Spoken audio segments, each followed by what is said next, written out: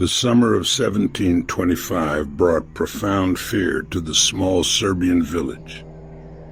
This was a primal terror, a terror born of the unknown, the supernatural, the very real possibility that death was not the end. The epicenter of this unease was Kisiljevo, where life was simple and generations had lived and died. The initial spark was the death of a farmer named Petar Blagojević. But this time, fate had something far more sinister in store. Soon after he was buried, the unease began to stir. Then, villagers began dying quickly, one after another, their health failing with alarming speed. Fear began to spread like wildfire, fueled by superstition and the growing sense that something unnatural was at play.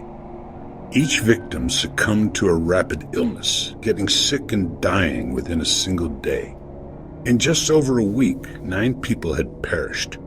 As they were dying, every person, in their final moments of consciousness, uttered the same horrifying claim.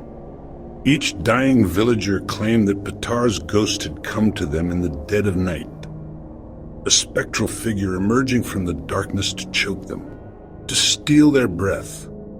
Panic seized the village. They locked their doors, bolting them shut against the darkness. They whispered prayers, seeking solace and protection. Fear filled the air. Even Petar's wife, paralyzed by terror, made the desperate decision to flee the village. She claimed her dead husband had come back to her as a twisted, malevolent entity. The villagers, steeped in old stories and folklore, understood the signs. This was not a mere ghost, but something far more terrifying, a vampire. As more and more people succumbed to the mysterious illness, the village came to a terrifying conclusion. Petar Blagojević, they believed, had been transformed into a vampire. The villagers knew they had to do something to stop this evil. The bad dream had just started, and Kisiljevo was in desperate need of help. It was about staying alive in the face of unimaginable horror. The villagers' only hope lay in confronting the evil that had taken root in their community. They believed that the only way to save themselves was to confront the creature they believed had come back from the dead. The story of Petar Blagojević was about to transcend the boundaries of a small Serbian village and become a legend. In the middle of summer, darkness had descended upon Kisiljevo as the villagers got ready to face the terror that lay buried beneath their feet.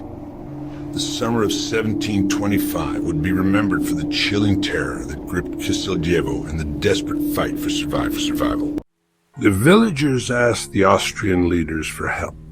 Imperial provisor from Bald, who didn't believe in such things, had to get involved because the fear was so great that people might leave the village. He agreed to watch them dig up the body, joined by a priest and a crowd with shovels and fear. The villagers dug up Petar's grave, each shovel full of fear and hope. From Bald, a man who believed in facts, was about to face something from scary stories. The priest said prayers as the coffin was dug up. The moment of truth was here. Would they find a dead body, or something much scarier? The answer would decide what happened to Kisiljevo. The coffin was opened, revealing the contents within. A hush fell over the assembled villagers. Horror spread through the crowd as the sight defied all natural expectations. Petar's body lay still in the earth. The shroud was askew, partially revealing the spectacle beneath. He looked fresh, as if he had only just passed away. The skin retained a disturbing semblance of life. His hair and nails had grown with an unnatural vigor. The fingernails, long and sharp, curved like talons. His skin was red, engorged with blood, as if life still coursed through his veins. There was blood around his mouth, a chilling testament to his nocturnal feasts. Frombald, shocked, wrote down everything, his quill scratching furiously across the parchment. He meticulously documented every detail of the gruesome scene. No rotting, no decay, no sign of the natural processes. New skin, as if the flesh had been renewed by some dark power, and a mouth stained with blood. a horrifying testament to his nocturnal activities. The villagers saw proof of their worst fears, the nightmare now made manifest. A vampire among them preying on the innocent. The priest and Frombald, both shaken, struggled to maintain their composure. They couldn't explain what they saw, their rational minds unable to comprehend. The evidence matched all the stories of the undead, now taking on a terrifying reality. A body that didn't rot, defying the natural cycle, feeding on living people, sustaining its unholy existence. The villagers didn't need any more proof, their fear replaced by a desire for vengeance. It was time to act, to confront the evil and protect their loved ones. They would follow their old customs to kill the monster. The line between old stories and real life was gone. The villagers got ready for the final fight, arming themselves with stakes, crosses, crosses, crosses, crosses, crosses, crosses, crosses, crosses, crosses, crosses, crosses. The future of Kisiljevo depended on what they did next. The bad dream was real, right in front of them. The special ceremony to end the terror was about to begin. The villagers didn't wait. A sharp stick was pushed through Petar's heart. Fresh blood came out, and a groan came from the body. The villagers stepped back, but kept going, sure they were killing a monster, not just harming a dead man. The body was burned on a big fire, flames eating up the terror that had scared Kisiljevo. As the ashes cooled, peace came back to the village. The death stopped, and the bad dream ended. The villagers had survived by facing their biggest fears. The story of Petar Blagojević was born in fire and fear. The flames have died down, but the story of Petar Blagojević was just the beginning. It would capture the imagination and fear of an entire continent. Frombald's report made its way to Vienna. It spoke of the inexplicable, the unnatural, the terrifying.